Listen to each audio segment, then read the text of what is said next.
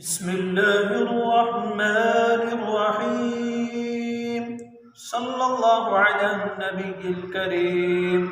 محترم و معزز سامعین و سامعات، السلام علیکم ورحمۃ اللہ وبرکاتہ۔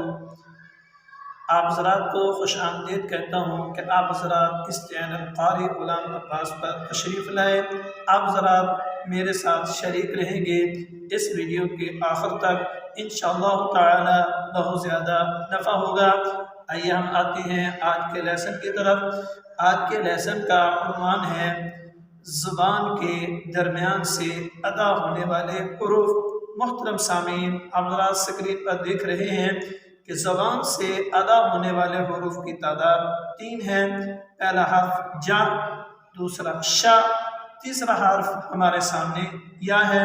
اب ہم ان حروف کو دوسرے پہلے مرحلے کی طرف لے کے آتے ہیں۔ پہلے مرحلہ جیسے کہ آپ حضرات کو بتایا گیا وہ ہے مخارج کا۔ ہم ان کا مخرج پڑھیں گے۔ میرے محترم سامعین، ان تینوں حروف کا مخرج ایک ہے، زبان کا درمیانی حصہ۔ یہ پوری زبان ہے، یہ زبان کا درمیانی حصہ ہے۔ اس درمیانی حصے سے ان حروف کو ادا کیا جاتا ہے، پڑھا جاتا ہے، نکالا جاتا ہے۔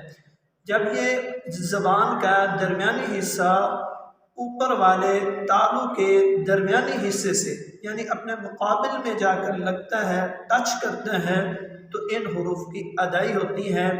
ان کا فرق آپ حضرات سمجھیں گے مشق کے ذریعے سے۔ ابھی ہم ان حروف کو پڑھتے ہیں، آپ حضرات غور کیجئے گا، توجہ کیجئے گا۔ ج ج ج ج ج ش ش ش ی ی ی۔ جب ہم جا پڑھ رہے ہیں تو زبان کا درمیانی حصہ اوپر والے تالو سے جا کر ٹچ کر رہا ہے۔ جب ہم شا پڑھ رہے ہیں زبان کا درمیانی حصہ اوپر جا رہا ہے، اوپر جا کر پھر نیچے آ جاتا ہے، درمیان میں فاصلہ رہتا ہے۔ جب ہم تیسرا حرف یا پڑھتے ہیں، یہ ہمارا درمیانی حصہ اوپر جاتا ہے لیکن درمیان میں فاصلہ زیادہ ہوتا ہے۔ جو درمیان سے ہوا نکل رہی ہوتی ہے، اس ہوا کے ذریعے سے یا ادا ہوتی ہے، شا ادا ہوتی ہے۔ ابھی آپ توجہ فرمائیں گے۔ ج ج ج ج ش ش ش ی ی ی۔